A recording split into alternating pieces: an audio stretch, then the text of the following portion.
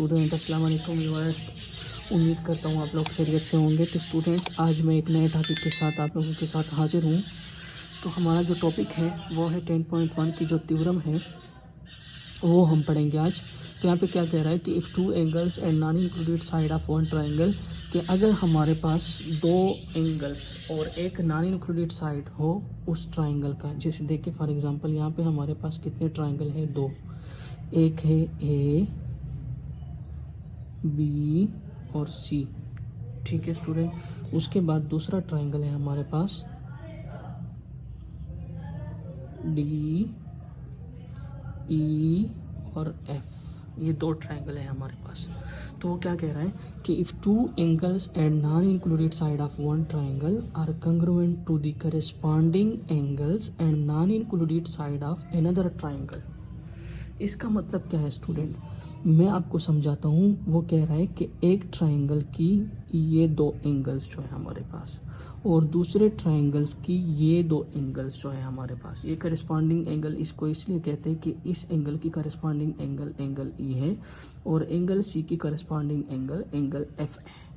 Corresponding क्या होता है, इस पोजीशन पे अगर एंगल बी है तो दूसरे ट्राइंगल में उसी पोजीशन पे उसी एंगल के ही क्या होगी, ये दोनों इक्वल होंगे। ठीक है स्टूडेंट।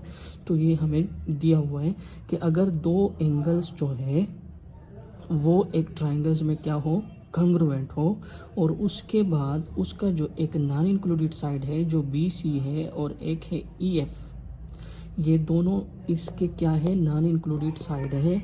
तो वो कह रहा है कि अगर ये एंगल ई के इक्वल हो और एंगल सी जो है ये एंगल एफ के इक्वल हो और उसका जो एक नॉन इंक्लूडेड साइड है जैसे बी सी इस कंग्रुएंट टू ई एफ है, तो हमने शो करना है कि ये दोनों ट्राइंगल्स जो है वो क्या है, सेम है। आपका जो प्रूफ होगा वो देन के बाद स्टार्ट होता है स्टूडेंट। ये सारा कुछ जो है हमें गिवन है। If two angles and non included side of one triangle, वो कह रहा है कि अगर आपके पास दो ट्राइंगल्स है उसके जो करस्पॉन्डिंग एंगल्स है वो और जो नॉन इंक्लूडेड साइड है वो अगर इक्वल हो इन दोनों ट्राइंगल के, तो हमने शो करना है कि ये दोनों ट्राइंगल क्या है, आपस में कंग्रुएंट है। तो स्टूडेंट इसके लिए हम क्या करते हैं, सबसे पहले यहाँ पे हम गिवन लिखते हैं। क्या लिखते हैं, गिवन। तो गिवन में हमारे पास क्या है, गिवन में सबसे पहले जो बात है वो एंगल बी जो है ये कंग्रुएंट है एंगल ई के। ये हमें गिवन है कि ये एंगल इसके क्या होगी, इक्वल होगी। देखिए if two angles of one triangle are congruent to the corresponding angles and non included side of another triangle. तो करस्पॉन्डिंग एंगल का क्या मतलब है कि एंगल बी कंग्रुएंट होंगी एंगल ई की और एंगल सी जो है वो कंग्रुएंट होगी किस चीज़ की, एंगल एफ की कंग्रुएंट होगी स्टूडेंट। तो देखिए यहाँ पे मैंने लिख दिया कि एंगल बी जो है वो कंग्रुएंट है किस चीज़ के, एंगल ई के। कंग्रुएंट के मतलब है इक्वल, सेम। और एंगल सी जो है इसको हम कंग्रुएंट लेते हैं किस चीज़ के, एंगल एफ के कंग्रुएंट लेते हैं स्टूडेंट। ठीक है स्टूडेंट। उसके बाद देखिए ये नॉन इंक्लूडेड साइड भी उसने दिया हुआ है। देखिए non included side of one triangle, एक ट्राइंगल का non included side and non included side of another triangle, और दूसरे ट्राइंगल का जो नॉन इंक्लूडेड साइड है वो क्या होंगे, आपस में इक्वल होंगे। तो इस कंग्रुएंट टू ई एफ, ये किस चीज़ के इक्वल होगा, ई एफ के इक्वल होगा स्टूडेंट। तो देखिए स्टूडेंट यहाँ पे मैंने क्या लिख दिया कि एंगल बी जो है ये कंग्रुएंट है एंगल ई के, क्योंकि उन्हें कहा है कि if two angles and non included side of one triangle are congruent. वो कह रहा है कि दो एंगल्स और एक नॉन इंक्लूडेड साइड जो होगा ट्राइंगल का वो कंग्रुएंट है टू दी करस्पॉन्डिंग। करस्पॉन्डिंग क्या होते हैं, उसी ट्राइंगल में उसी एंगल की उसी पोजीशन पे जो एंगल होगी, जैसे बी की उसी पोजीशन पे एंगल इस दूसरे ट्राइंगल में क्या है, ई है। Corresponding angles and non included side of another triangle, तो दूसरे ट्राइंगल्स की जो करस्पॉन्डिंग एंगल्स है, जैसे बी की करस्पॉन्डिंग ई है और सी की करस्पॉन्डिंग एफ है और बी सी साइड का करस्पॉन्डिंग साइड ई एफ है, तो ये सब कह रहा है कि ये सारे क्या है, हमारे पास इक्वल है। उसके बाद then the triangles are congruent, हमने क्या शो करना है, देन के बाद प्रूफ स्टार्ट होता है स्टूडेंट। तो हमने ये शो करना है, रिक्वायर्ड क्या है हमारे पास, रिक्वायर्ड वो हमसे जो मांग रहा है वो हमने यहाँ पे लिखना होता है। तो रिक्वायर्ड जो है हमारे पास वो ये है कि हमारे पास ये ट्राइंगल ए बी सी जो है ये कंग्रुएंट होगा किस चीज़ के, ट्राइंगल ई डी एफ के स्टूडेंट। उम्मीद करता हूँ यहाँ तक आप लोगों को समझ आ गया होगा कि मैंने क्या लिखा है यहाँ पे। ठीक है स्टूडेंट, हमने ये शो करना है कि ये दोनों ट्रायंगल आपस में क्या है, इक्वल है। तो इसके लिए आपने क्या देखना है, जैसे ही ये 10 का टॉपिक जो है ये स्टार्ट होता है स्टूडेंट, जैसे थ्योरम आप 10 का चैप्टर जो है वो स्टार्ट करते हो, तो उसके साइड पे ही एक लाइन में लिखा हुआ है, वहाँ पे आप देख सकते हैं कि अगर हमारे पास साइड एंगल और साइड एक ट्रायंगल की वो इक्वल आ जाए, साइड एंगल साइड दूसरे ट्रायंगल की, तो हम कह सकते हैं कि अगर दो साइड और एक इंक्लूडेड एंगल एक ट्रायंगल के वो कंग्रुएंट आ जाए, कंग्रुएंट मतलब इक्वल आ जाए, दो साइड और एक एंगल जो दूसरे ट्रायंगल में उसके इक्वल आ जाए, तो हम कह सकते हैं कि ये दोनों ट्रायंगल क्या है, कंग्रुएंट है। इसको हम साइड एंगल साइड पोस्टुलेट भी कहते हैं। इसको हम क्या कहते हैं, side angle side postulate student. तो हम इसको ही यहाँ पे यूज करके ये थ्योरम जो है उसको हम क्या करेंगे, सॉल्व करेंगे स्टूडेंट। उसके बाद हमारे पास होता है यहाँ पे कंस्ट्रक्शन स्टूडेंट। तो कंस्ट्रक्शन हमने लिखना होता है यहाँ पे। तो कंस्ट्रक्शन के लिए हम क्या करते हैं स्टूडेंट, देखिए यहाँ पे मैंने लिखा हुआ है कि ये B C is congruent to E F है। ठीक है स्टूडेंट, अब इसके लिए एक साइड और एक एंगल हमारे पास है, क्योंकि हमने ये वाला पोस्टुलेट जो है ये यूज़ करना है। तो यहाँ पे हमारे पास दो साइड होने चाहिए स्टूडेंट, और यहाँ पे हमारे पास साइड तो एक ही है। मीन्स इसका मतलब क्या है कि अगर हमारे पास दूसरा साइड आ जाए कि वो दोनों भी बराबर हैं, तो हम इस पोस्टुलेट को यूज़ करके कह सकते हैं कि ये दोनों ट्रायंगल आपस में क्या है, बराबर है स्टूडेंट। तो उसके लिए हमें दूसरा साइड चाहिए, तो दूसरा साइड तो हमारे पास है नहीं, तो हम यहाँ पे सपोजिशन कर लेते हैं कि सपोज ये ए सी जो है ये इक्वल नहीं है किस चीज़ के, डी एफ के। तो हम यहाँ पे डी एफ पे एक पॉइंट लेते हैं डी बार, डी डैश का जो पॉइंट है वो हम लेते हैं, और हम कह देते हैं कि चलो हमारे पास जो है ये ट्राइंगल का ये साइड जो है ए सी ये कंग्रुएंट नहीं है डी एफ के, बल्कि ये कंग्रुएंट है किस चीज़ के, डी बार एफ के। तो हम ज्वाइन करते हैं डी बार को किस चीज़ के साथ, ई के साथ हम यहाँ पे ज्वाइन कर लेते हैं स्टूडेंट। समझ आ गया है कि नहीं यहाँ तक स्टूडेंट? देखिए हमने क्या कर दिया है, हमने कंस्ट्रक्शन में लिख दिया है कि सपोज कि हम सपोजिशन करते हैं, सपोज हमने कर दिया कि ये ए सी साइड जो है वो कंग्रुएंट नहीं है किस चीज़ के, डी एफ के। ये कंग्रुएंट हमारे पास नहीं है डी एफ के। तो take any point D bar on D F. तो हमने क्या कर दिया स्टूडेंट, डी बार एक पॉइंट लिया किस चीज़ पे, डी एफ लाइन पे हमने एक पॉइंट ले लिया स्टूडेंट। तो take any point D bar on D F पे हमने एक पॉइंट लिया डी बार। तो देखिए ए सी सच डेट, और वो कैसे पॉइंट लिया कि ये ए सी हमने कह दिया कि ये कंग्रुएंट होगा। अच्छा ठीक है, अगर डी एफ के इक्वल नहीं है तो हम कह देते हैं कि ये डी बार एफ के क्या है, इक्वल है हमारे पास। ठीक है स्टूडेंट, तो देखिए हमने इसको ऐसे लिख दिया है। उम्मीद करता हूँ यहाँ तक आप लोगों को समझ आ गया होगा। तो उसके बाद हमने क्या किया, ज्वाइन कर दिया, join D bar to E, D bar to E हमने क्या कर दिया, इसको ज्वाइन कर दिया है स्टूडेंट। उम्मीद करता हूँ यहाँ तक आप लोगों को। तो स्टूडेंट देखिए यहाँ पे, तो हमने यहाँ से इसका क्या करना है, प्रूफ स्टार्ट करना है स्टूडेंट। तो देखिए प्रूफ के लिए हमने सबसे पहले क्या कर दिया, यहाँ पे स्टेटमेंट लिख दिया और यहाँ पे हमने रीज़न लिख दिया। तो स्टेटमेंट जो होता है यहाँ पे हमने स्टेटमेंट लिखना होता है, और यहाँ पे उसका रीज़न हम लिखेंगे कि ये किस वजूहात के बिना पर आप कह रहे हो कि ये चीज़ मैं यहाँ पे लिख रहा हूँ स्टूडेंट। तो देखिए सबसे पहले यहाँ पे हमारे पास दो ट्राइंगल्स बन रहे हैं, यहाँ पे दो ट्राइंगल्स बन रहे हैं। देखिए स्टूडेंट, एक ट्राइंगल है हमारे पास ए बी सी का ट्राइंगल है। तो देखिए ट्राइंगल ए बी सी, एक ये ट्राइंगल है हमारे पास, और उसको हमने 1-1 करेस्पॉन्डेंस लेना है किस चीज़ के साथ, triangle D bar E F. ये डी बार ई एफ यहाँ पे दूसरा ट्राइंगल बन गया है। देखिए डी बार ई एफ का जो ट्राइंगल है ये दूसरा ट्राइंगल है हमारे पास। तो हमने यहाँ पे डी बार ई एफ के साथ इसको क्या करना है, शो करना है स्टूडेंट। ठीक है स्टूडेंट। तो देखिए यहाँ पे दो ट्राइंगल्स बन गए हैं हमारे पास, तो हमने इसको शो करना है कि ये दोनों आपस में क्या है, इक्वल है। उसके लिए हमने क्या करना होता है स्टूडेंट, देखिए सबसे पहले हमारा जो साइड था यहाँ पे देखिए कि बी सी जो है ये कंग्रुएंट है किस चीज़ के, ई एफ के। देखिए स्टूडेंट बी सी जो है ये कंग्रुएंट है ई एफ के, ये तो हमें गिवन है। नॉन इंक्लूडेड साइड है, देखिए यहाँ पे नॉन इंक्लूडेड साइड लिखा हुआ है, तो ये अगर गिवन है तो हम यहाँ पे लिख लेते हैं कि ये बी सी जो है ये कंग्रुएंट था किस चीज़ के, ई एफ के क्या था, इक्वल था। और ये हमारे पास गिवन में ये बात थी, गिवन में है हमारे पास ये बात कि ये बी सी जो है ये कंग्रुएंट है किस चीज़ के, ई एफ के कंग्रुएंट है स्टूडेंट। उसके बाद जो है हमारे पास दूसरी भी गिवन में एक बात है हमारे पास कि ये एंगल जो है हमारे पास क्या है, इक्वल है किस चीज़ के, दूसरे एंगल के। तो एंगल सी जो है ये कंग्रुएंट होगा किस चीज़ के, एंगल एफ के। और ये भी हमारे पास क्या है, गिवन है स्टूडेंट। यहाँ पे देखिए एंगल सी जो है ये कंग्रुएंट है किस चीज़ के, एंगल एफ के क्या है, कंग्रुएंट है। ठीक है, ये बात भी गिवन है हमारे पास।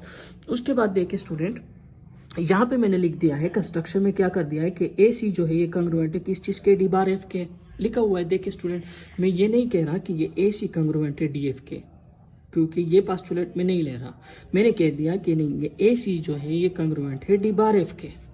ठीक है स्टूडेंट, उम्मीद करता हूँ यहाँ तक आप लोगों को समझ आ गया होगा। तो हम यहाँ पे लिख लेते हैं कि ये ए सी जो है ये कंग्रुएंट है किस चीज़ के, डी बार एफ के कंग्रुएंट है। और ये हमने क्या कर दिया था, सपोजिशन लिया है। ये हमने सपोजिशन लिया है कि नहीं, हमने सपोज किया है यहाँ पे कि ये ए सी जो है ये डी बार एफ के क्या है, इक्वल है। हम ये नहीं कह रहे कि ये डी एफ के इक्वल है, हमने ये कहा कि ये ए सी किस चीज़ के इक्वल है, डी बार एफ के क्या है, इक्वल है हमारे पास स्टूडेंट। बट हमने क्या पढ़ा है, तो हम यहाँ पे लिख सकते हैं कि they are four triangle A B C जो है ये कंग्रुएंट होगा किस चीज़ के, triangle D bar E F के इक्वल होगा। ये क्यों इक्वल होंगे स्टूडेंट, अभी हमने आपसे एक पास्टुलेट के बारे में बात की कि अगर दो साइड और एक एंगल एक ट्राइंगल के और दो साइड और एक एंगल दूसरे ट्राइंगल के अगर इक्वल हो तो हम कह सकते हैं कि ये दोनों ट्राइंगल आपस में क्या है, इक्वल है। क्योंकि ये बी सी साइड, ये एक साइड है हमारे पास, ई एफ के इक्वल है। देखिए हमने शो कर दिया कि ये बी सी साइड किस चीज़ के इक्वल है, ई एफ के। उसके बाद हमने ये भी शो कर दिया कि एंगल सी कंग्रुएंट है एंगल एफ के, angle C is congruent to angle F, क्योंकि यहाँ पे हमारे पास गिवन है। उसके बाद हमने शो कर दिया कि ये ए सी जो है ये इक्वल है किस चीज़ के, डी बार एफ के। और ये हमने सपोजिशन लिया है, देखें ए सी जो है वो कंग्रुएंट है किस चीज़ के, डी बार एफ के क्या है, कंग्रुएंट है।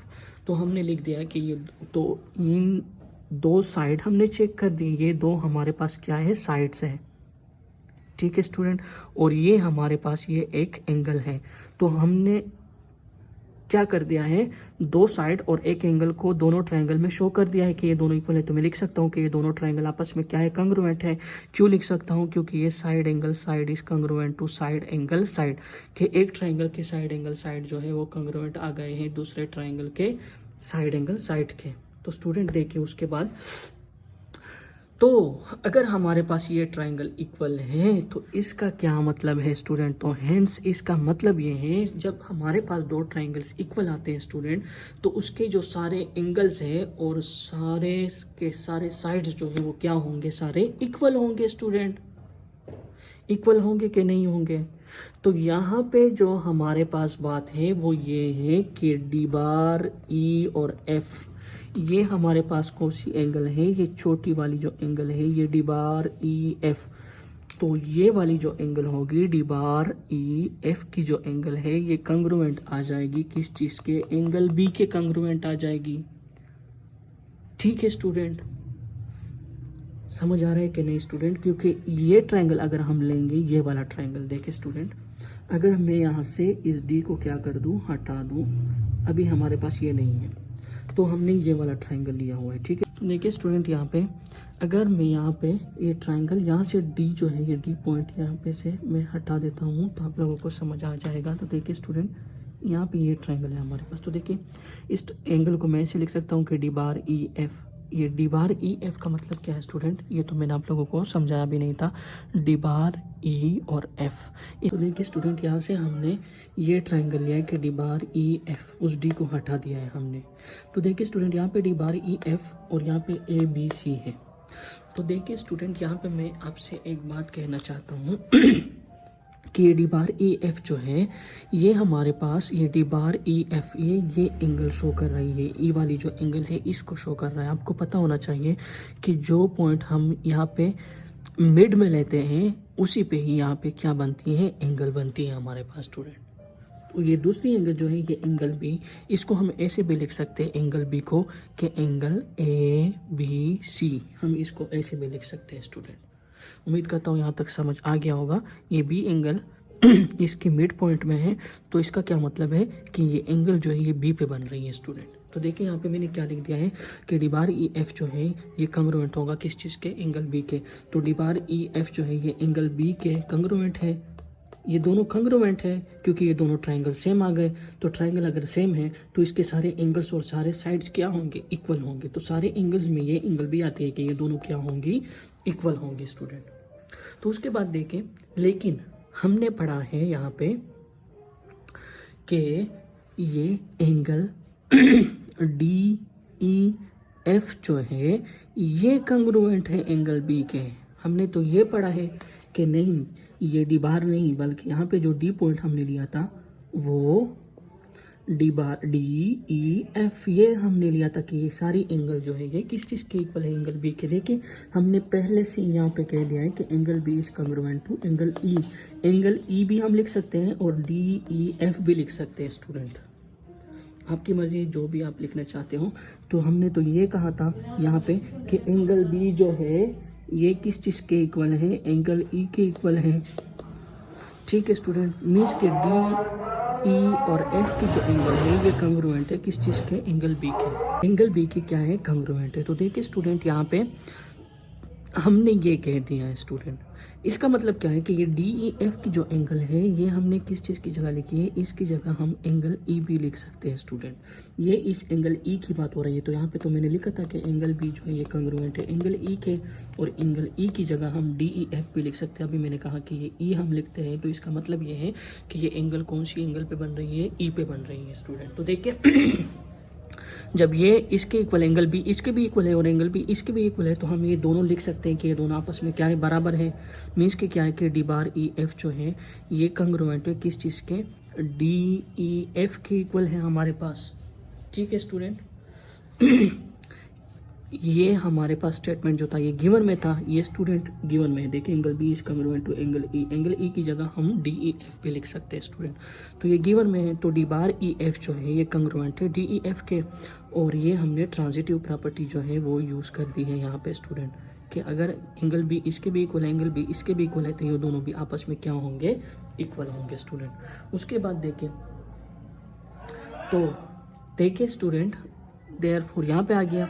तो हम दिस इम्प्लाइज, तो इसका क्या मतलब है स्टूडेंट, तो दिस इम्प्लाइज ये हमारे पास है कि ये ई डी जो साइड है ये असल में कंग्रुएंट है ई डी बार के। ठीक है स्टूडेंट, कि ये ई डी का जो साइड है ये कंग्रुएंट है किस चीज़ के, कंग्रुएंट है ई डी डैश के इक्वल है स्टूडेंट। देखिए स्टूडेंट, अगर ये डी बार ई एफ और ये डी ई एफ ये दोनों एंगल सेम है, तो इसका मतलब है कि ये डी बार जो हमने पॉइंट लिया था ये असल में वही डी पॉइंट है, ये कोई डी बार नहीं है, ये असल में वही डी पॉइंट है। मीन्स कि ये डी ई और ये डी डैश ई ये एक ही पॉइंट है जो हमने यहाँ पे लिया था स्टूडेंट, और वो ये है हमारे पास। ठीक है स्टूडेंट, एंड दस तो इससे हमें ये पता चलता है कि ये ए सी जो साइड है ये कंग्रुएंट है किस चीज़ के, कंग्रुएंट है डी एफ के, क्या है हमारे डी एफ के क्या है हमारे पास, कंग्रुएंट है स्टूडेंट। उम्मीद करता हूँ यहाँ तक आप लोगों को समझ आ गया होगा। देखें तो हमने ये शो कर दिया कि डी बार ई जो है ये असल में डी ई ही है, ये कोई दूसरा पॉइंट नहीं, वही डी पॉइंट ही हमने लिया है। तो इसका ये मतलब है कि अगर ये डी का पॉइंट है तो इसका मतलब ये हुआ कि ये डी एफ जो है ये कंग्रुएंट होंगे ए सी के, क्योंकि डी बार तो एनी पॉइंट था, डी बार इस लाइन पे एनी पॉइंट है। तो अगर डी बार से ई तक फासला और डी से ई तक फासला ये सेम आ गए, तो इसका मतलब है कि ये ए सी जो है वो बराबर है किस चीज़ के, डी एफ के, क्योंकि हमारा सपोजिशन जो है वो क्या हो गया है, रॉन्ग हो गया है, क्योंकि हमने ये लिया था कि ए सी कंग्रुएंट नहीं है डी एफ के, तो ये तो हमारे पास कंग्रुएंट आ गया है स्टूडेंट। उसके बाद देखें जब हमने इसको शो कर दिया है तो यहाँ पे अब दूसरा ट्राइंगल है, हम दो ट्राइंगल लेते हैं ए बी सी और डी ई एफ का, और उसको हम शो करेंगे ट्राइंगल ए बी सी, इसको हम 1 1 करस्पॉन्डिंग शो करेंगे ट्राइंगल डी ई एफ के साथ स्टूडेंट। तो डी ई एफ के साथ हम इसको क्या करेंगे, शो करेंगे। तो स्टूडेंट देखिए यहाँ से हमने एक साइड ये प्रूफ कर दिया है, ठीक है स्टूडेंट। उसके बाद दूसरा साइड हमें यहाँ पे गिवन है, ये रहा, और तीसरा साइड जो है, तीसरी जो एंगल है हम वो लेंगे। एंगल आप खुद ही देख लेंगे कि हम कौन सा लेंगे। तो देखिए यहाँ पे सबसे पहले हम क्या करते हैं, इन दोनों में से बी सी जो है ये कंग्रुएंट है किस चीज़ के, ई एफ के। पहले तो हमें पता है कि ये B C side E F के इक्वल है, ये हमारे पास गिवन है। उसके बाद क्या है हमारे पास एंगल सी जो है ये कंग्रुएंट है एंगल एफ के। हमने एंगल शो कर दिया, angle C is congruent to angle F, ये भी गिवन है हमारे पास। उसके बाद हमने ये साइड शो कर दिया कि नहीं, यहाँ पे देखे स्टूडेंट ये हमने प्रूव कर दिया कि ये ए सी कंग्रुएंट होगा किस चीज़ के, डी एफ के। तो यहाँ पे हम लिखते हैं कि A C is congruent to D F, और ये हमारे पास प्रूव्ड है, हमने ऊपर इसको प्रूव कर दिया है। तो ये दो साइड और एक एंगल इक्वल आ गई कि नहीं स्टूडेंट। अब हम कह सकते हैं कि therefore triangle A B C जो है ये कंग्रुएंट होगा ट्राइंगल डी ई एफ के कंग्रुएंट होगा। ये क्यों कंग्रुएंट होगा, क्योंकि side angle side is congruent to side angle side, क्योंकि दो साइड और एक इंक्लूडेड एंगल और दो साइड और एक इंक्लूडेड एंगल आपस में क्या आ गए, बराबर आ गए। तो हम कह सकते हैं कि ये दोनों ट्राइंगल आपस में क्या है, और यही हमारा प्रूफ था, यही हमसे मांग रहा था। तो हैंस प्रूव्ड, हमने इसको क्या कर दिया है, प्रूव कर दिया है स्टूडेंट। उम्मीद करता हूँ यहाँ तक आप लोगों को समझ आ गया होगा। अगर कोई मसला है तो मुझसे दोबारा पूछ सकते हैं, कमेंट में पूछ सकते हैं, तो मैं आपको दोबारा ये थ्योरम जो है वो करवा के दूंगा। अस्सलाम वालेकुम स्टूडेंट।